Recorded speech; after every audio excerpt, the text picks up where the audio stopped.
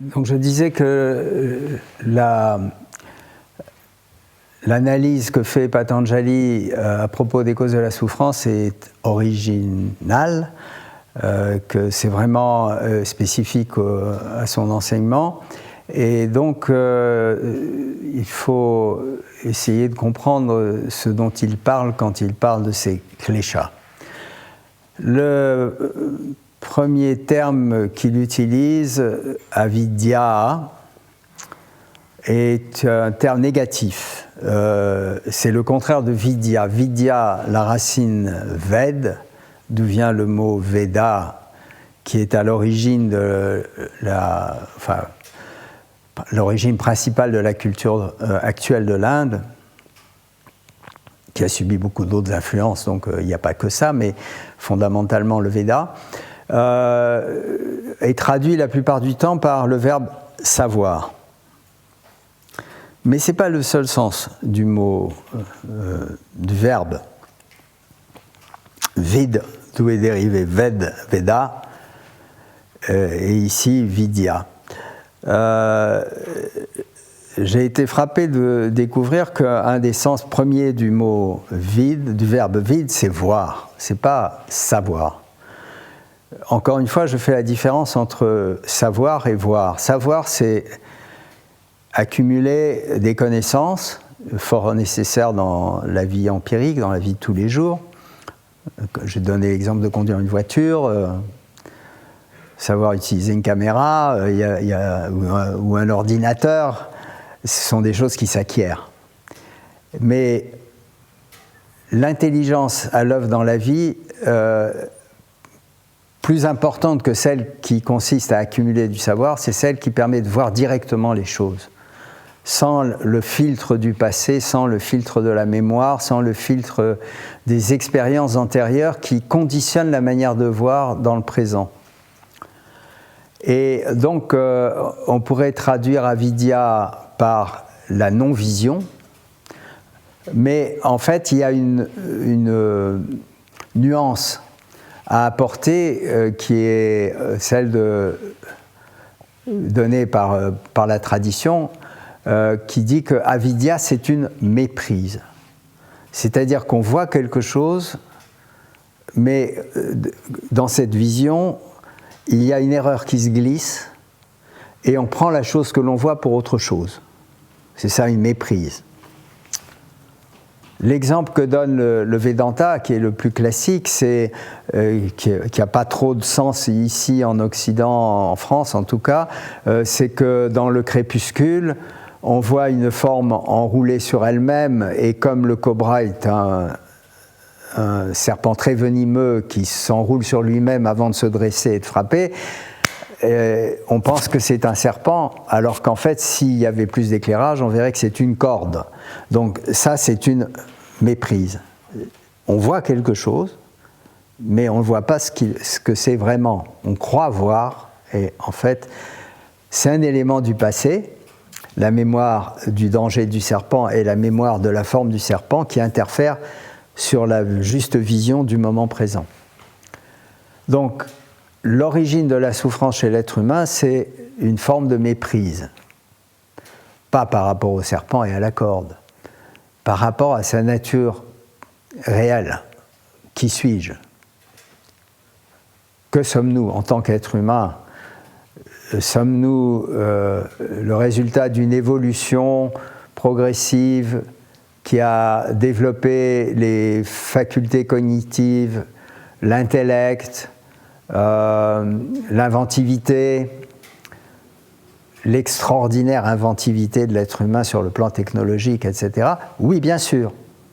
Mais est-ce que nous ne sommes que cela ? C'est là où le yoga intervient pour dire non, c'est pas toute l'histoire. Mais la plupart du temps, l'être humain, de par son éducation, de par son conditionnement, qu'il soit en Europe ou qu'il soit en Inde d'ailleurs, se voit comme limité à cela. Et c'est ça la méprise, fondamentalement. La première expression de cette méprise, qui est le second terme utilisé pour décrire les kleshas, c'est asmita.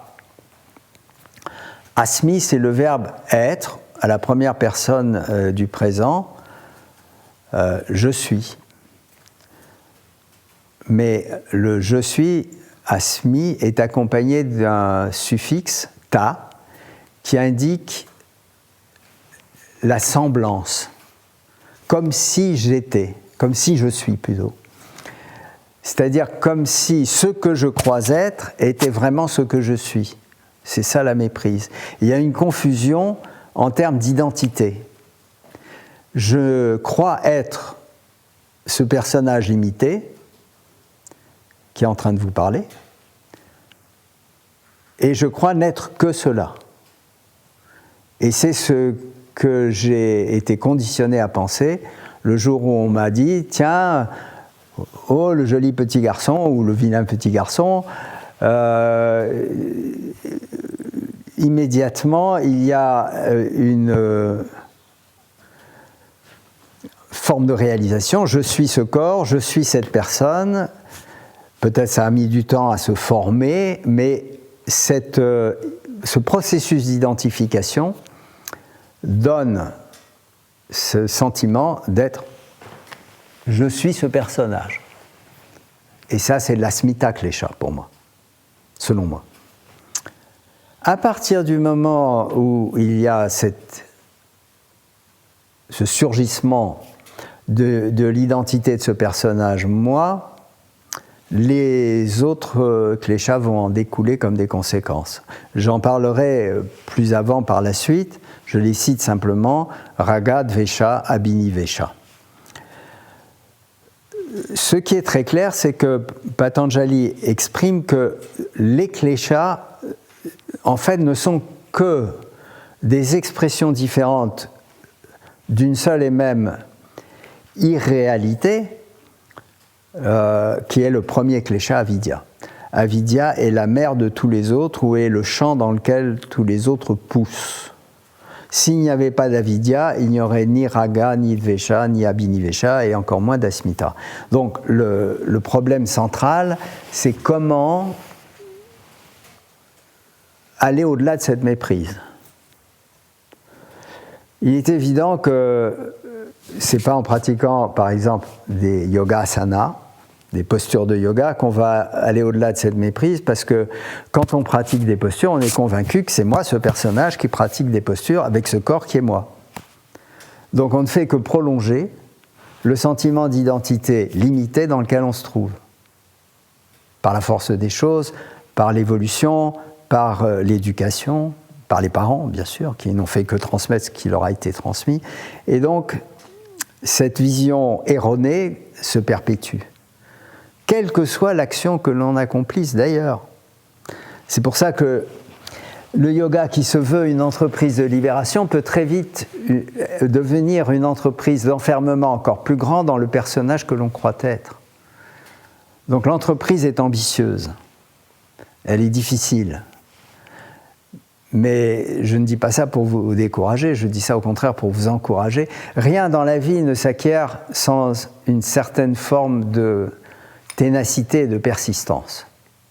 Je ne dirais pas d'effort, parce que, en tout cas, pour moi, l'effort, c'est quelque chose qui implique une usure prématurée de l'organisme. J'implique quand je dis ténacité, je veux dire qu'il y a une passion qui nous anime pour aller au-delà des limites dans lesquelles on se trouve. Et cette passion, elle fait qu'on avance sans faire d'effort. Il n'y a pas d'effort à fournir, en fait, de ce point de vue-là.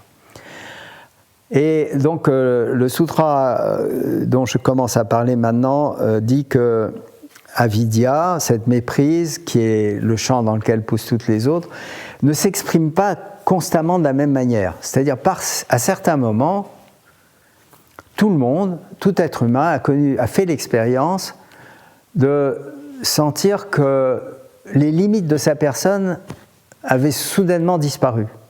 Qu'il y avait comme une sorte d'accord avec l'environnement, de fusion avec l'univers, enfin c'est peut-être un grand terme, mais en tout cas avec le ciel, la terre, les arbres, les animaux, ou un être humain en particulier, dans l'acte amoureux par exemple, ça peut se produire, ou dans l'émotion esthétique, quelle qu'elle soit, la musique, la peinture, la sculpture et la poésie, et que donc nous avions à la fois une sorte de mémoire enfouie et de nostalgie d'un état avant que n'apparaisse ce sentiment d'identité limitée qu'on appelle moi,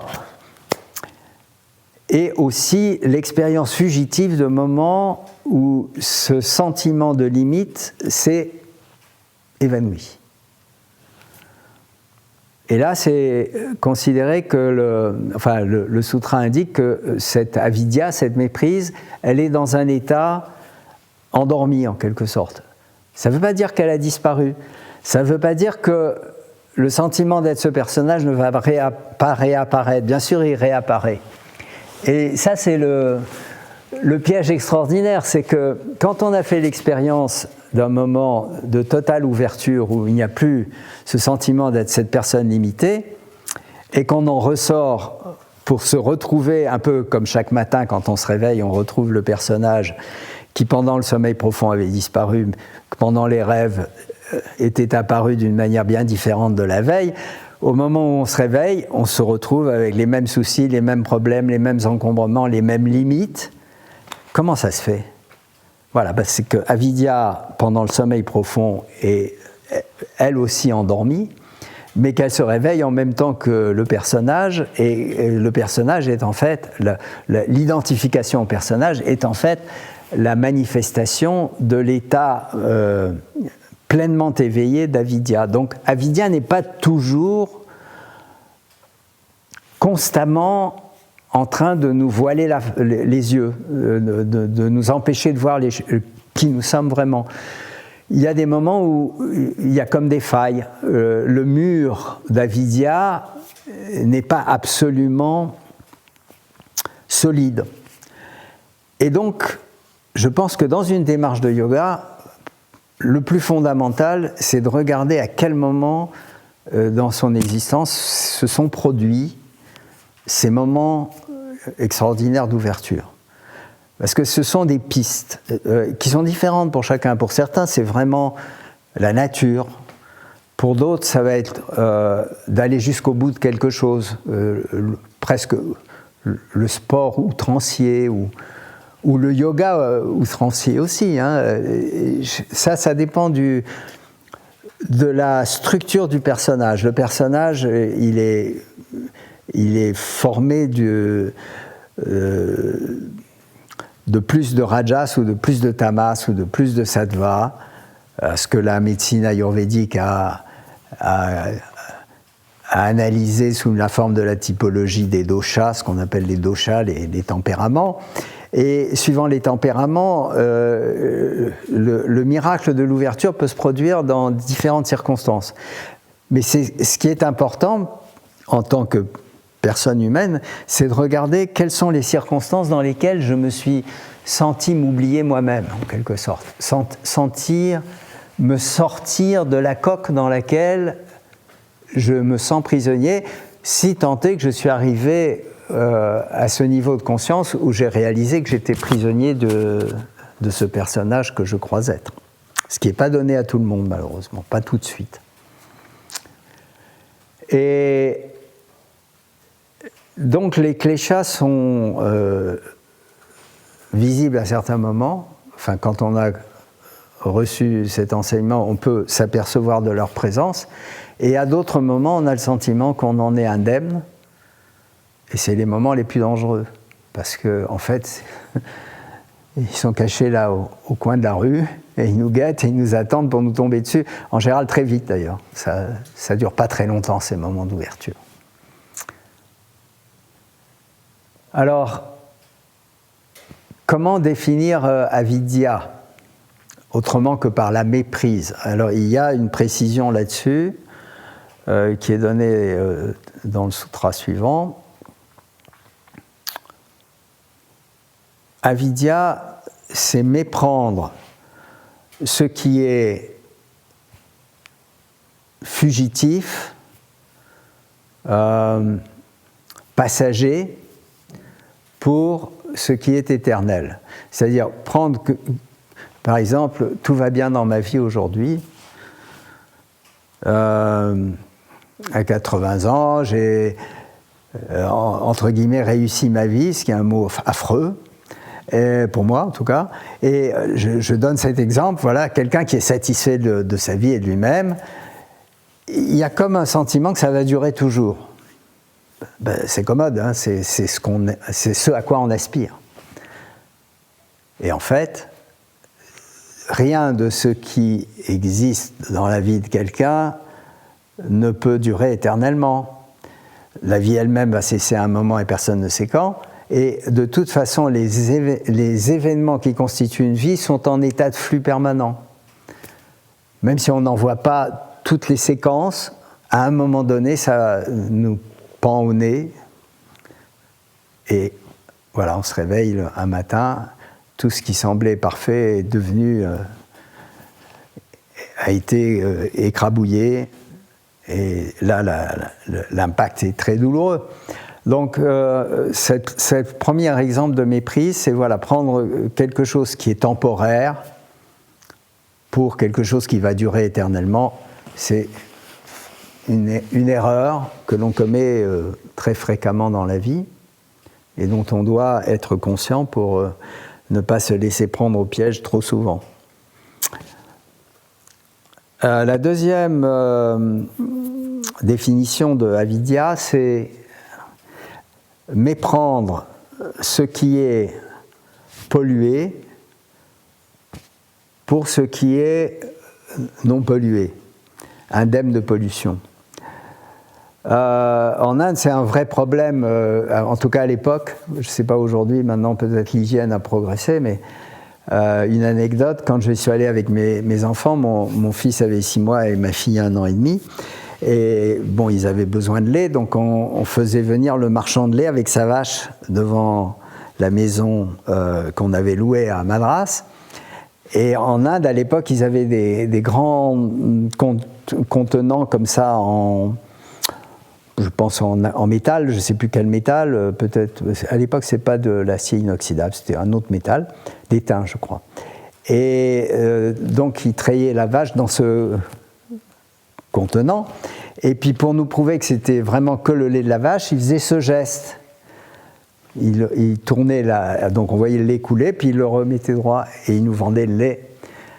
Ce que j'ai appris par la suite, c'est qu'avant de venir vendre son lait, il passait dans le caniveau et il ramassait assez d'eau pour mouiller le lait d'au moins ça, mais qu'avec la longueur du contenant, en faisant ce geste, il n'y avait que le lait qui venait d'être trait qui sortait, on ne voyait pas qu'il avait été mélangé. Donc ça, c'est un exemple d'impureté très compréhensible et très dangereux quand on est occidental et qu'on vit à Madras avec ses enfants. Bon, ils n'ont jamais rien attrapé quand même, heureusement, parce qu'on faisait bouillir le lait de toute façon. Mais voilà, il y a plein de choses dans la vie qu'on considère comme de valeur, d'une certaine façon, donc, ayant une valeur parce qu'elle pure, non polluée, alors qu'en fait, en y regardant de plus près, on s'aperçoit que c'est pas tout à fait ça.